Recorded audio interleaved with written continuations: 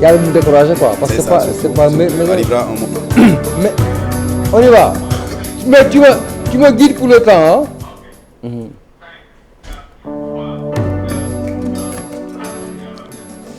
Bonsoir à tous et merci de nous suivre dans cette deuxième partie d'Info Soir sur Télé Futur Média. Nous allons justement parler du Forum de Dakar. C'est la deuxième édition du genre. La première a été tenue ici même chez nous, c'était en 2019. Cette année, les choses se passeront à partir de demain à travers un lancement ici même en virtuel.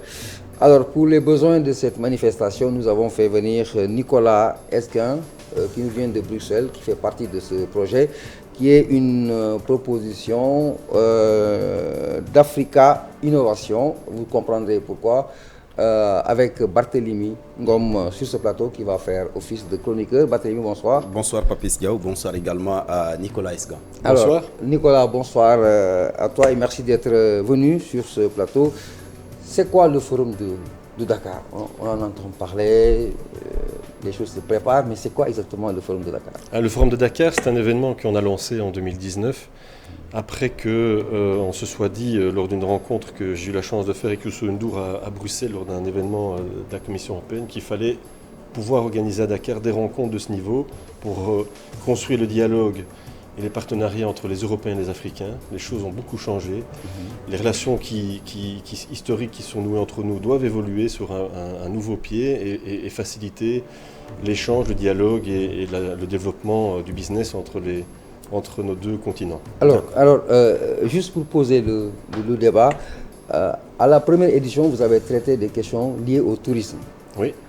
Cette fois-ci, vous parlez de vivre en ville en 2030. Oui.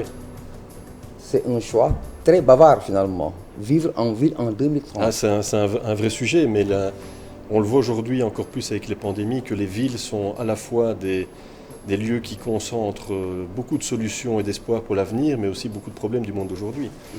Et avec la démographie que le Sénégal connaît, il n'est pas le seul pays, il y en a d'autres, mais les projections les plus optimistes prédisent qu'il y aura plus de 100% de la population en plus à Dakar à l'horizon de 2030. Donc la population devrait doubler.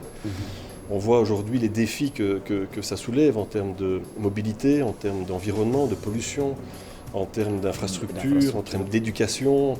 Et en même temps, cette ville, comme d'autres d'ailleurs en Afrique et même en Europe, cette ville elle est porteuse d'espoir et les gens qui y viennent, ils viennent aussi pour trouver de l'emploi. Donc c'est un sujet vaste, c'est un sujet ambitieux, mais c'est aussi un sujet qui est dans l'air du temps parce que les problématiques que l'on rencontre ici à Dakar et les solutions qui pourront y être apportées pourront aussi inspirer d'autres villes en Afrique, mais aussi pourront inspirer d'autres villes en Europe. Et vous pensez que le Forum de Dakar peut être effectivement une solution efficace le Forum de Dakar est un lieu où peuvent se discuter des solutions possibles, oui, tout à fait. Il y a déjà beaucoup de choses qui sont mises en place ici. Il y a beaucoup de contacts qui sont noués, beaucoup d'échanges entre l'Europe et l'Afrique, entre la Belgique et le Sénégal. C'est aussi l'occasion de faire connaître ce qui existe, puis c'est aussi l'occasion de réfléchir avec différents acteurs de la société sénégalaise et européenne à des solutions qu'il faut mettre en place. D'accord. On va revenir un peu dans le fond par rapport à ces solutions-là. Ville en ville en 2030, investir, innover, inclure. Plus tard, peut-être nous allons revenir sur ces trois mots. Alors, la rencontre se tient. Bien sûr, Youssou N'Dour est un des parrains. Il semblerait même qu'il est membre fondateur d'Africa Innovation. Tout à fait. D'abord, une petite question un peu taquine. Votre rencontre avec Youssou N'Dour date de quand et c'était dans quelles circonstances? Alors j'ai rencontré Youssou N'Dour en fin 2017 dans la préparation de sa venue au European Development Days, qui est un événement que ma société Phrenos organise pour la Commission européenne et qui est un grand événement international où les participants et les leaders qui s'y trouvent réfléchissent aux questions de développement. Il a trouvé ça formidable de voir toute cette énergie qu'il y a autour de ces questions. C'est un événement qui rassemble plus de 10 000 personnes à Bruxelles, donc c'est quand même une grande machine. Et dans les discussions que j'ai eues avec lui, il m'a dit « mais pourquoi est-ce qu'on n'essaierait pas de faire une initiative similaire au Sénégal ?» Et bon, moi qui suis un peu un entrepreneur, j'ai trouvé cette proposition géniale et on a dit « on fonce ».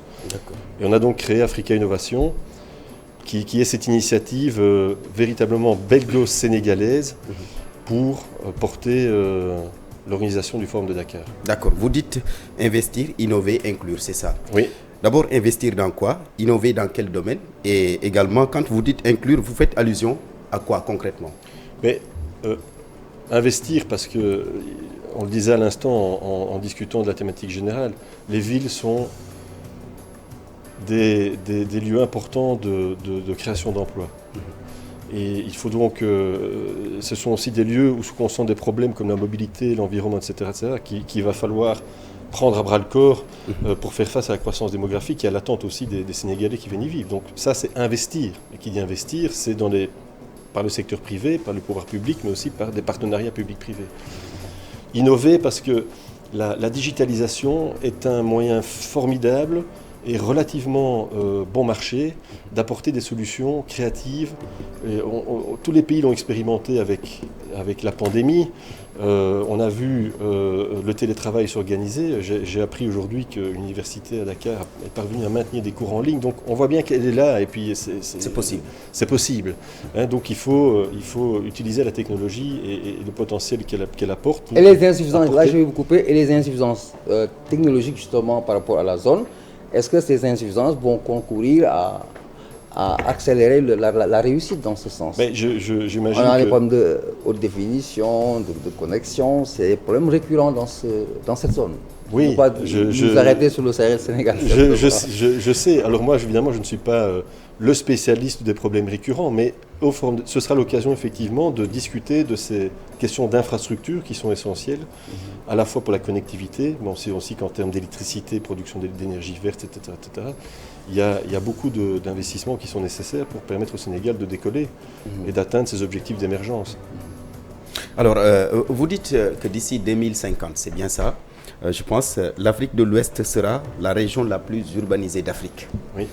Avec un taux qui pourrait dépasser même les 70%. Alors, on le sait, hein, l'Afrique dans sa globalité souffre de plusieurs maux, d'un déficit d'infrastructures, vous l'avez évoqué tout à l'heure, d'infrastructures urbaines bien sûr, de manque de planification et même de carence des pouvoirs publics, si je peux me le permettre. N'est-ce pas là des défis à relever?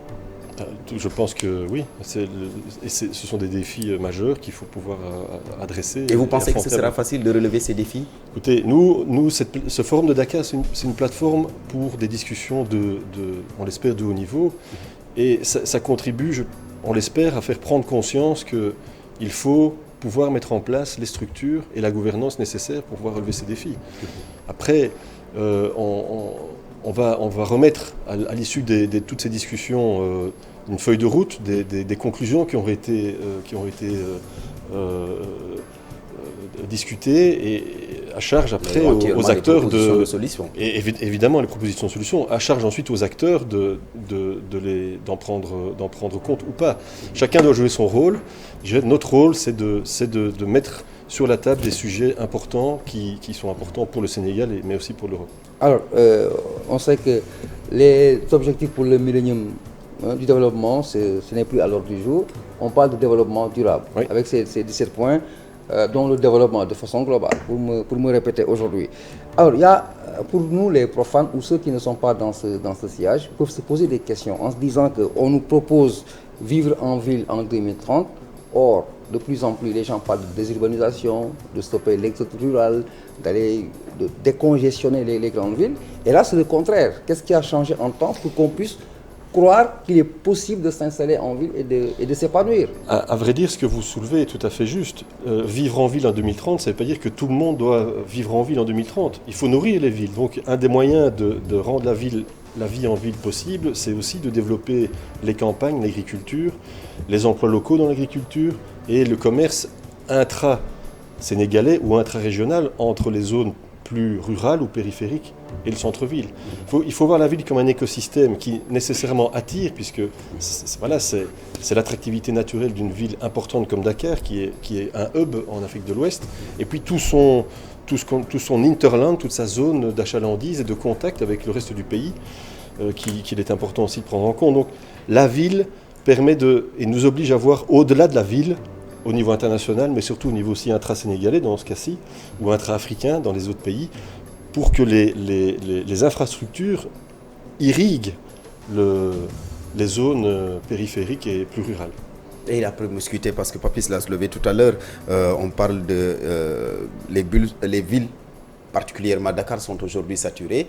La promiscuité, c'est un peu partout. Et vous dites, par exemple, qu'au Sénégal, en 2050, vous estimez la population à 25 millions d'habitants. Près de 5 millions d'habitants habiteront dans le Grand Dakar. Dès 2030, vous dites. Et comment le Sénégal, Dakar particulièrement, pourra faire face à cette forte démographie? Bon, alors les chiffres que vous avancez, effectivement, ce sont des chiffres qui sont des projections des Nations Unies. Donc, c'est un scénario probable et possible. Mais en tout cas, il montre qu'il y a une dynamique de concentration vers les villes. Dakar contribue à plus de 40%, je crois, au produit intérieur brut du Sénégal. 50 et quelques pourcents. Voilà, pour avoir le chiffre plus précis, et ça va croître. Donc, pour que ça continue à croître et pour que cette croissance bénéficie à l'ensemble des Sénégalais, il faut, je pense, prendre à bras le corps les problèmes d'infrastructure, logement, mobilité. On voit qu'il y a des grands travaux qui sont en cours, mais il faut, dans la mesure du possible, essayer de passer à la vitesse supérieure et d'impliquer, ça c'est un avis personnel, et ce sera discuté lors du forum, les pouvoirs publics et le secteur privé sénégalais et des investisseurs venus d'ailleurs, européens ou les grands bailleurs de fonds, pour essayer de donner un coup d'accélérateur, mais dans une vision planifiée. Je pense en effet que c'est un point important à souligner. Mais est-ce que ce sera facile d'investir au Sénégal au regard des nombreux litiges fonciers qui aujourd'hui secouent le pays? C'est apparemment des foyers de tension un peu partout. Est-ce que ce sera facile pour les investisseurs, bien sûr? Il y a beaucoup d'obstacles, certainement. Je ne suis pas du tout spécialiste sur les questions foncières, mais il y a des obstacles à investir au Sénégal, mais il y a aussi beaucoup d'atouts. Faire venir à Dakar un nombre important d'investisseurs sénégalais et européens doit permettre aussi de souligner les obstacles finalement à l'investissement local et étranger. Proposer des solutions pour surmonter ces obstacles. Voilà. Vous savez, on a aujourd'hui beaucoup d'agences sénégalaises qui déjà nous accompagnent. Donc elles sont conscientes aussi de ces problèmes. Ce sera l'occasion de le voir demain lors du lancement. Tous les problèmes qu'ils soulèvent sont ceux dont on discute aujourd'hui. Donc moi je suis assez frappé aussi dans les rencontres que je fais de constater qu'il y a une vraie prise de conscience, une vraie lucidité dans beaucoup d'acteurs sur les défis à relever. Une fois qu'on est lucide sur les défis à relever, ça veut dire qu'on a déjà entrepris la démarche de trouver des solutions pour y répondre. Après, voilà, il faut mobiliser et c'est ce que nous essayons de faire avec cette initiative. Alors, on sait que ce forum se passe à Dakar, sur le sol sénégalais. Quel est le degré d'engagement de nos autorités, politiquement parlant, par rapport à cette initiative? Alors sachant que Youssou N'Dour, il est ministre conseiller, mais de façon officielle, quel est l'engagement ou vos attentes, étatiquement parlant, par rapport au Sénégal? C'est une initiative privée à la base. Africa Innovation, Youssou N'Dour a beaucoup de casquettes. Il est aussi une fierté sénégalaise pour sa carrière exceptionnelle de chanteur. Et je veux dire, quand on voit ça depuis la Belgique, on est quand même très très impressionné de voir le parcours artistique qu'il a. Alors, pour répondre à votre question, on est soutenu par des agences sénégalaises comme la DEPME par exemple, le ministère des Infrastructures, le ministère de l'Urbanisme, qui vont participer activement au contenu du forum. Et donc ça démontre ce que je disais précédemment, c'est qu'ils considèrent que c'est une initiative pour eux utile pour essayer de faire passer leur message, de trouver des partenaires et de mobiliser sur les grands projets qu'ils ont dans leur carton ou qui sont en cours de développement. Alors, il y a des réalités parfois abstraites, mais qui restent des réalités. Je veux dire, quand je me mets dans le jeu de la comparaison en termes de zones, en Afrique et ailleurs, qu'est-ce qu'il ne faudrait pas faire? Puisque nous savons que l'expérimentation de vivre en ville est une réalité dans certains continents, dans ce monde. Qu'est-ce qu'il ne faudrait pas faire pour nous, Africains, pour réussir ce pari? À la suite de ce que vous auriez vous-même vécu chez vous, en tant qu'expérience, pour demander à certains de ne pas aller dans ce sens, puisque ce n'est pas la clé du succès. C'est une vraie question que vous me posez là. Je me sens dans la peau d'un expert, mais en urbanisme, que je ne suis pas. Moi, je dirais qu'il faut éviter de segmenter. Et donc, il faut aborder les problèmes de façon globale. On dit aujourd'hui holistique ou systémique. Parce que vous ne pouvez pas concevoir la mobilité sans le logement. Vous ne ne pouvez pas concevoir la création d'emplois sans la mobilité, sans le logement. Donc, vous ne pouvez pas concevoir uniquement des investissements privés ou publics sans vous assurer que vous avez une chaîne de valeur dans le secteur privé et dans l'éducation qui permet de former les compétences dont le Sénégal a besoin. Les erreurs qui ont été faites par le passé, c'est sans doute de n'aborder les choses que par la segmentation. Et quand on fait ça, on sait aujourd'hui que ça ne marche pas. Parce qu'il faut toujours avoir une transversalité qui garantit une vision d'ensemble. C'est parfois plus lent au démarrage, mais je pense que ça produit des effets plus significatifs dans la durée. D'accord. On le sait, hein, les investissements, ça demande des moyens colossaux. On le sait aussi, ce forum intervient dans un contexte où pratiquement tous les pays, toute l'économie africaine est fragilisée par la crise sanitaire. Aujourd'hui, sur quel levier comptez-vous vous appuyer pour un peu réussir ce pari-là à l'horizon 2030-2050 ? Et encore une fois, nous, l'objectif du Forum de Dakar, c'est de permettre la réflexion, le partage et l'échange, et que des gens qui parfois sont trop dans leur domaine en rencontrent d'autres pour justement arriver à cette vision globale que l'on doit avoir d'un problème. Et ensuite, sur les recommandations ou les solutions qui ont été discutées, chacun doit jouer son rôle. Donc ce sera aux autorités, au secteur privé, à essayer de travailler main dans la main pour apporter des solutions. Nous, on est là pour permettre la réflexion et permettre aussi le partage d'expériences et de bonnes pratiques ou de mauvaises pratiques, dont on discutait tout à l'heure, de ce qui se fait ailleurs en Afrique et en Europe. Et on le voit au fur et à mesure que l'on rencontre des partenaires ou des personnes intéressées à venir exposer des situations, qu'il y a des solutions, mais partout. La difficulté, dans le monde aujourd'hui, il y a énormément d'informations, c'est de pouvoir en faire le tri et de pouvoir les apporter dans un lieu où elles seront entendues, où elles pourront faire écho à des problèmes qui sont rencontrés par d'autres. Et c'est modestement le travail qu'on essaie de faire avec le Forum de Dakar. La matérialisation des solutions qui seront proposées. Par exemple. Alors, vous l'avez dit, les investissements, ça peut en partie régler l'emploi des jeunes. Beaucoup de pays d'Africains, particulièrement le Sénégal, souffrent de ce problème. Est-ce que vous pensez que aussi ce forum peut être une solution? Vous pourrez proposer des solutions allant dans le sens de régler justement ce problème de l'emploi? On l'espère. Ce matin, on avait une réunion avec une personne de l'IOM qui va participer au forum et qui va présenter un programme qui s'appelle Match. Le programme Match, c'est un programme de formation mis en place par les autorités sénégalaises avec la Belgique, les Pays-Bas et l'Espagne, qui vise à permettre à des jeunes Sénégalais d'avoir une formation suivie en entreprise pendant 2 ans en Europe et de revenir, de bénéficier de cette expérience pour les encourager à créer leur entreprise au Sénégal. Oui, voilà un exemple concret de quelque chose qui n'est pas encore très connu. C'est assez récent, ça vient d'être lancé, mais qui, j'en suis sûr, va marcher. Et donc, voilà, là, je crois que des exemples comme ça, il y en aura beaucoup. On sait aussi que ce qui est intéressant dans ce programme, c'est qu'il est construit en partenariat avec les fédérations patronales des différents pays. Donc ça montre bien aussi que du côté européen, mais aussi du côté sénégalais, on est conscient qu'il faut à la fois former, mais demander aux entreprises de s'impliquer, parce qu'elles en seront toujours gagnantes à long terme, à la fois la personne qui bénéficie de la formation, le pays, le Sénégal, puisqu'ils ils reviendront ici pour développer leur business, et puis les entreprises sur place, parce qu'elles seront liées nécessairement avec la personne qu'elles ont formée, et ça va donc renforcer les partenariats.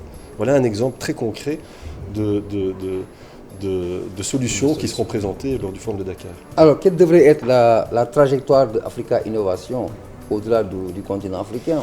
Vous parlez de 2030 déjà, il y a un objectif en 2030.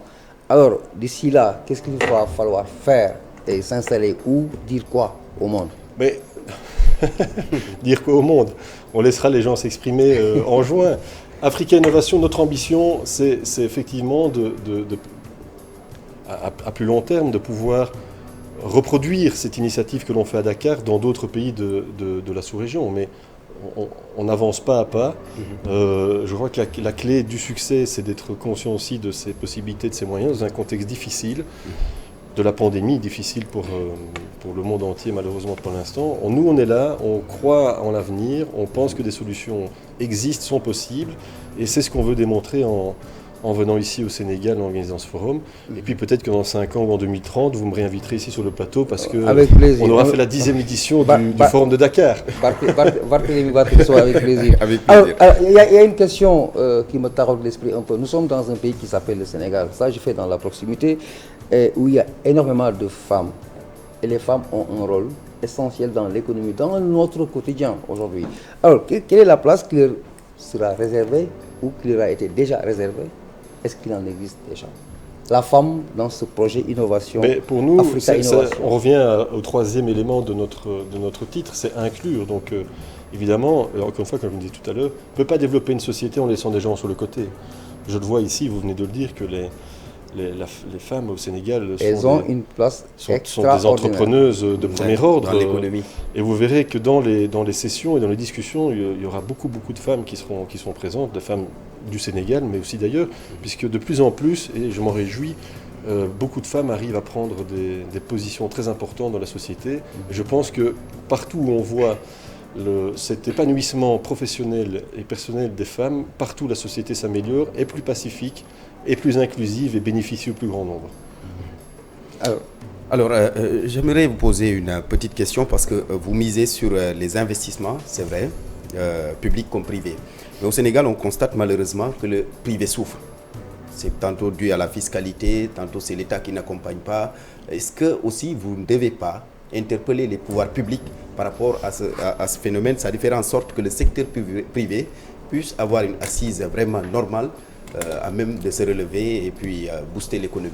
Oui, ce sera le cas. Il y a une session qui est consacrée au climat des affaires de manière générale et où ces questions sont adressées à la fois par les acteurs privés du Sénégal et d'Europe qui investissent déjà ici, avec en écho les autorités sénégalaises. Après, encore une fois, chacun, après ce forum, doit jouer son rôle. Mais en effet, je pense qu'il faut être, encore une fois, lucide et constater qu'on peut toujours améliorer le climat des affaires au sens large, lever les obstacles à l'investissement et au développement des entreprises. Alors, vous avez parlé de climat des affaires. On sait que prochainement, le Sénégal, on s'en félicite, sera un pays pétrolier qui va produire du pétrole. Nous sommes à 2 ans de l'arrivée du gaz, je pense, si je ne me trompe pas. Alors, qu'est-ce qui devrait être la spécificité de la jeunesse sénégalaise par rapport à Africa Innovation sur cette perspective du pétrole? La formation. Oui, la formation. Il y a beaucoup d'attentes des jeunes en tout cas. Pardon? Les Sénégalais ont énormément d'attentes par rapport à ce bijou, à ce trésor. C'est un... Vous savez, je suis belge et donc je vois que on a été très baigné, on est toujours très baigné par la situation du Congo, qui est un pays qui comporte toutes les richesses possibles et inimaginables. Et ça en est devenu presque un poison, malheureusement, pour les Congolais. Je vois qu'ici, au Sénégal, il y a quand même eu cette sagesse de modifier la Constitution pour faire en sorte que le sous-sol appartienne au peuple sénégalais. Je crois aussi qu'il y a eu toute une préparation à la gestion de ce cadeau, de ces ressources exceptionnelles. Ce don du ciel. Ce don du ciel. De Dieu. Qui pourrait booster le développement économique du pays. Comment tout ça va être organisé, ça l'avenir nous le dira. Mais la préoccupation de ce local content, comme on l'appelle, de faire en sorte que les investisseurs qui viennent ici au Sénégal créent des sociétés de droit sénégalais et engagent de la main-d'œuvre locale et contribuent à la former, je pense que ce sont des éléments qui sont plutôt rassurants pour l'avenir. Après, l'avenir n'est pas écrit. Mais je dirais à la jeunesse, ne croyez pas que le don du ciel va vous tomber dans les mains. Il faut toujours travailler, se former pour pouvoir transformer ce cadeau en pépite. D'accord. Allez-y. C'est bon. C'est bon. Alors, c'est quoi la suite de ce forum? On sait que le lancement sera demain. Oui. La suite de ce forum, en termes de programme, on peut s'attendre à quoi? Demain, c'est le lancement, c'est-à-dire qu'on annonce les thèmes, les partenaires qui nous soutiennent déjà vont expliquer quelles sont leurs attentes. Et puis ensuite, on va commencer la préparation jusqu'au mois de juin. Et il y a 2 éléments à cette préparation. Il y a d'abord la préparation d'une nouveauté qu'Africa Innovation lance cette année-ci qui s'appelle les Pépites Academy. C'est quoi la Pépite Academy? La Pépite Academy, c'est un accélérateur pour des PME sénégalaises qui sont déjà à maturité et qui on l'espère, grâce à ce concours, devrait leur permettre d'accéder à un niveau supérieur. On prévoit 4 récompenses, une formation en collaboration avec une école de commerce étrangère, européenne, une incubation, un partenariat et un accès à de l'investissement. Donc le lancement de cette Pépite Académie du concours démarre le 9 mars. Et toutes les informations sont évidemment disponibles sur le site d'Africa Innovation. Deuxième élément, c'est la préparation des sessions, du contenu et du B2B. Et là, on a un comité d'accompagnement qui rassemble les partenaires et qui va progressivement affiner les sujets qui seront discutés. On lancera les invitations au public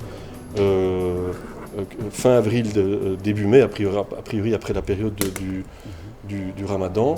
Et voilà. Et puis on espère, en fonction de l'évolution de la pandémie, pouvoir accueillir un maximum de participants en présentiel à Dakar, mais de toute manière, le forum sera accessible en ligne pour les personnes qui s'enregistrent. C'est 100% virtuel. Alors, une avant-dernière question, peut-être, c'est par rapport à... Je veux qu'on fasse un petit recul. Vous avez commencé avec l'édition 2019, oui, où le tourisme était central.